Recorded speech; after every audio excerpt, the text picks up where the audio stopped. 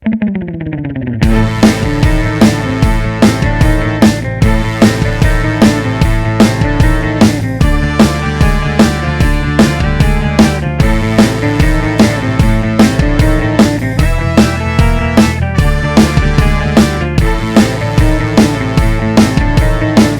everybody, welcome to Campus Comics Cast, coming to you from Carbondale, Illinois, with special guests from the Campus Comics crew. And now, here's your host, the man with the previews in hand, Mike No.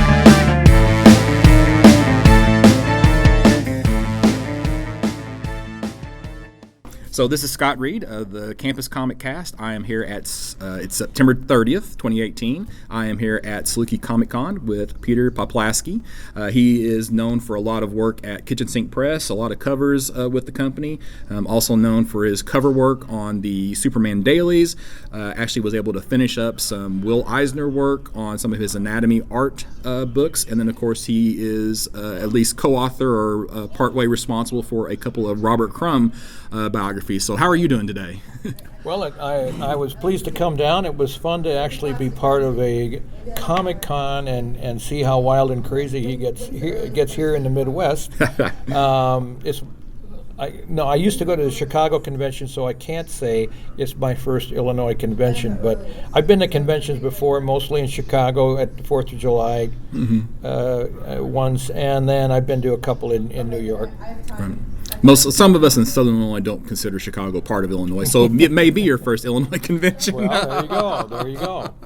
But I was here the reason I came is because I was promoting the Chillicothe Historical Society and the permanent Johnson McCulley Zorro exhibition.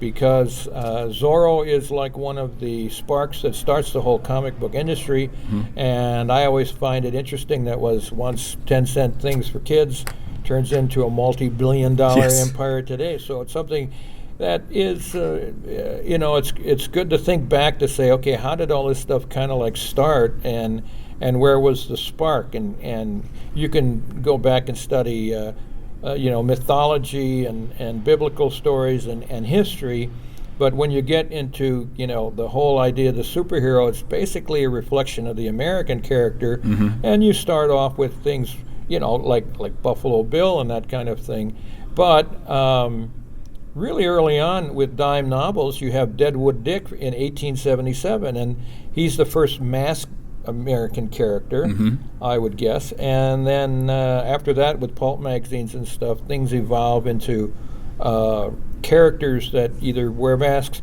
The early days, the heroes were masters of disguise, and the villains always wore the mask. And somehow, when Johnson McCulley started doing his series characters and they just wore masks, he only had one or two characters that were masters of disguise. But I find it interesting that with him and with Douglas Fairbanks Sr. choosing to do The Mark of Zorro in 1920 as a silent film, that movie changed both their careers. It focused McCulley on the masked character, and of course Fairbanks became the great swashbuckler that then inspired Siegel and Schuster to do to do Superman. Bob Kane to do Batman. They all credit Douglas Fairbanks and his amazing athletic stuff. I was reading a Life magazine on Disney that's on the stands right now, and they have an interview with Ub Iwerks, who was the animator on the earliest Mickey Mouse cartoons. Okay. And he says, Disney would say, yeah, we were trying to get a little bit of Charlie Chaplin and Mickey. And Ub Iwerks said, no, when the cartoons I drew, and he did the first 4 or 5 or whatever, he said everything was modeled on Douglas Fairbanks. So I was surprised that Douglas Fairbanks is, by the animator himself, credited to doing Mickey Mouse. So that's amazing. So do you remember the first comic book you ever read, or what your first comic book experience was? Well, my first comic experience was, I was so excited about Superman on TV and the Lone Ranger that my mother's twin sister, my godmother, made the mistake of going out and buying me a Superboy comic, which I was thrilled at. I couldn't believe they actually had comic books about Superman or Superboy. I mean, I was surprised it was Superboy. And so I don't know the exact Superboy. It was like in 1958 or 59, but one of the earliest Superman stories was that I remembered as a kid was Al Plastino did one called The Fireman of Steel. And I just remembered that because as a kid I was amazed when, Clark Kent is in a fire and his fireman suit is burnt off and everybody can see Superman. I was really worried. Yeah. So that stuck in my mind. And then the next comic that really hit was World's Finest number 101 or 102, and that was the first time I actually saw Batman and Robin and Superman. So that was pretty. That was really a 1-2 thing. So I was hooked after that. So who would you then credit as being your biggest influences on your comic book career? Well, again, it's amazing. You can say it's a curse almost, but as a kid, there was a cartoon character on Captain Kangaroo, animated thing called Tom Terrific, and I tried to draw him as a kid. I tried drawing Popeye, but then as soon as I got a hold of, as a kid, you can't draw the whole character. What you draw is, I try to draw the Superman S. Mm-hmm. How do you draw the Superman insignia? And of course, Zorro was easy. You just make a big, wheat, wheat, wheat. But that doggone S was hard to draw as a kid, and so that kind of like focused me on developing the sort of eye-hand coordination you need to start drawing, figures in action. And I went from copying comic book panels to then I would take a piece of typewriter paper and say, take a Bob Kane Batman comic that was really drawn by Sheldon Moldorf, right. And I would put that on the window so I could see through it, and I would trace these, Batman hitting the Joker, drawings, mm-hmm. Or the same thing with Superman flying, mostly Wayne Boring poses and stuff. But later on, when I saw covers by Kurt Swan, inked by Stan Kay, that was almost like a photograph to me again. It had it was very realistic. Mm-hmm. So Wayne Boring stories were really fun. I loved those.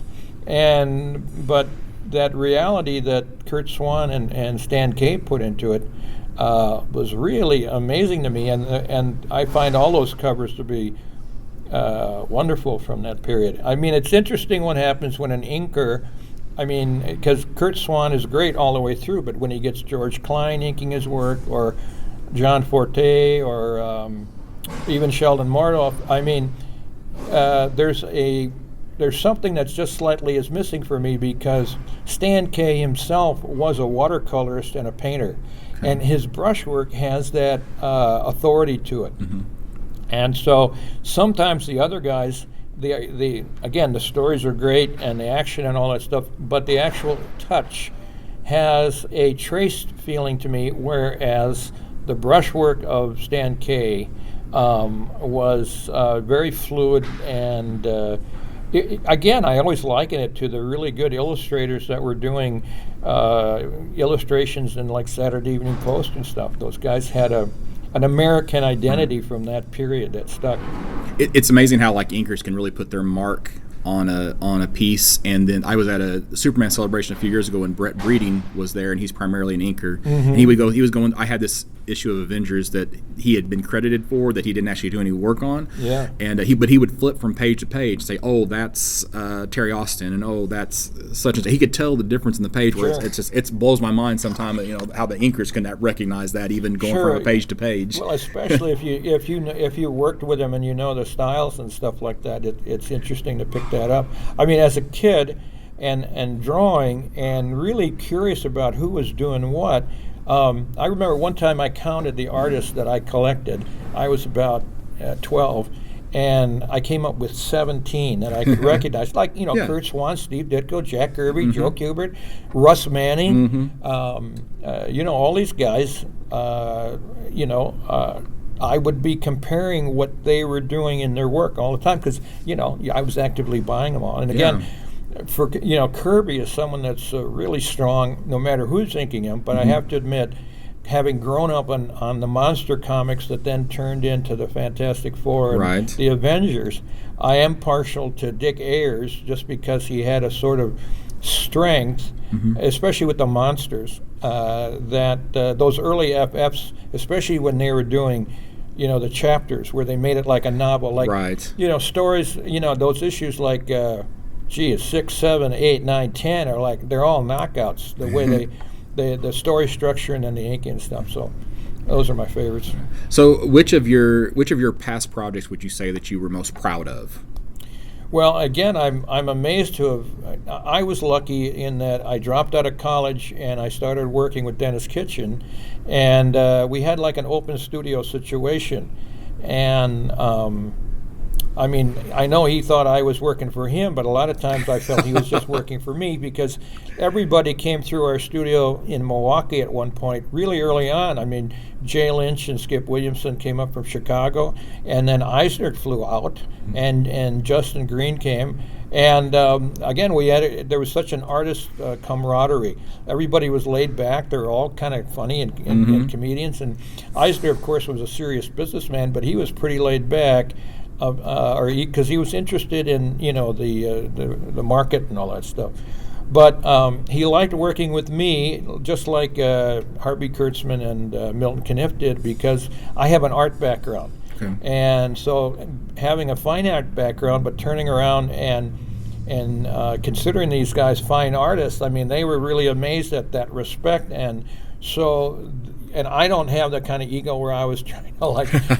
Although, one time I had a situation with Will Eisner where I was the cover designer editor for the Spirit comic, because Will was working on his graphic novels, and he said, well, Pete, you read the stories and come up with some ideas, and we'll talk about it, blah, blah. So I just made a list. I said, Will, we got to have these covers read from 50 feet away, and he liked that idea, because I said I would go and look at covers and stuff for as homework. And I said, it's good to have an action cover, but then we should have a close-up face cover, and then we have to have the sexy girl cover, and then we have. So I had this kind of like basic. This is sort of like a basic arc we should follow to change the look of the cover for every issue. And he said, okay, that's interesting. And then I had a list. I went through the stories and said, well, here's the spirit sticking out of a window, and it's looked like he's getting shot. And here's the spirit, coming around a corner, blah, blah, blah. And it was almost too much like I was telling him what to do. So he said, Pete, when you're talking to me, please talk in fundamentals. And I go, fundamentals? Okay. We have a big spirit head, go for it, that kind of thing. But people like Milton Caniff, I was always trying to make his covers look like they were lithographs or big woodcuts, and he always got a kick out of them, because I had to go and study the coloring in Terry and the Pirates and Steve Canyon, because he was a great colorist. I mean, you learn a lot if you're humble enough. I mean, I had to study all of the coloring for the EC stuff, and because I was working with Harvey Kurtzman. Right. I had to read all the stuff that I could find on Milton Caniff's coloring, because all that Steve Canyon stuff he does is great. Will Eisner, all the spirit stuff is amazing. And of course, my background with the monster comics is the monster comics were so knocked out. They colored them without thinking, but yet they made them so expressive with this simple, yellow creature, red creature, gray background. I realized that there was like 2 or 3 levels that these guys just played with using primary colors. And as a kid, I mean, even as a modern artist, this stuff really reads. And whenever they reprint it, and whenever they overcolor it, and again, we were kind of, like that in a sense that when we recolored a lot of the spirit stories, we tried to make it more film noir. We added a gray tone, and really tried to work with mood, whereas in a way, because it's period and they just knock that stuff out without thinking, there's still a expression that's a period expression that can be even stronger now because there's a retro quality. But when you recolor some of those things like the monster comics and you don't follow what they did, it's like the monster just isn't as interesting. Yeah, sometimes with the computer coloring, it kind of takes away from I really follow this and check it out, because I'm trying to understand why do I like this still? Why can't I criticize this when I look at something like the Two-Headed Thing or something, and the way it reads and the color shifts and stuff, it's amazing. Do you have any upcoming projects or anything in the works that you'd like to talk about? I've been working on one project since 1987, and it's called Zorro, the Myth and the Mask and the Image. and it was I wanted to do a book about the Disney Studio Zorro because I happened to catch an episode and I thought, boy, this is better than I remembered. How come nobody ever did a Zorro book? So that basically is the beginning of the Curse of Zorro for me, which I went out and we had some problems with Disney, Kitchen Sink Press did, when we were licensing things for The Rocketeer. So Dennis Kitchen did not feel like really arguing or fighting over Zorro with Disney if there was problems doing that. And he basically left it in my lap, and he says, if you can turn around and put a book on the desk, I'll try to get a publisher for it or something. Now, I didn't have all the background, so then, I had to spend years getting photographs and watching all the shows and getting all the movies and all the pulps and everything. So I have everything. I have all the posters, in multiple languages. Anyway, I have everything, and so I've been doing exhibitions in Europe to help me focus to say, okay, what kind of story do I tell? How do I explain Zorro? Well, you can't explain Zorro just by himself. You have to include all the superheroes and the whole American character. So I go back to that, and so that's the big project, which may never be done, but it could be. And I'm quoting my friends from the BBC in London, who I showed this project to last January. They said, "You're absolutely right. This is very intriguing. Who would think that all these characters would come out of Illinois? Yes, you're right. It's important that these characters speak to children about ethics, and this is where we get the good book. What do you call it? The two-dimensional character. I mean, sometimes it's important to be a two-dimensional character rather than a three-dimensional character. No, they said that's very interesting, and so the ethics and the fact that it comes from Illinois. Again, I like to think that these heroes are the voice of Illinois. This collective voice for, saving the world essentially. But they really liked it. They only, they said what you have to do is find some multi-millionaire billionaire who's looking for projects, and he thinks, how can this make me look good? This is the mentality of getting a patron. I go, what? I work for 40 years, and this is what I got to do now. Anyway, but the springboard that I'm having fun with is doing a coloring book for kids that ties in all the superhero museums. Oh, okay. And so Superman, explaining the museum in Metropolis and the Popeye Museum and the Zorro Museum, and including other Illinois characters is great. So I'm having fun. Awesome. So if somebody wants to keep tabs on these projects or just to follow you, what would be the best way to keep tabs on what's going on with you or to reach out to you? Yeah, I don't really have a blog or a website, but I am out there, and if you Google me, you'll see the latest IDW covers for the Superman books that I'm doing. There's like 3 or 4 more of those to do, and then when I'm finished with those, I'll have done the whole arc of the Superman in the newspaper strips via my covers from 1938 all the way to 1966, and then I also have done Batman and the one Wonder Woman book. So again, I really am proud of those projects, and they're fun to do. Okay, awesome. Well, thank you so very much for your time. Really appreciate it. Well, hey, happy to talk. All right, thanks. Okay.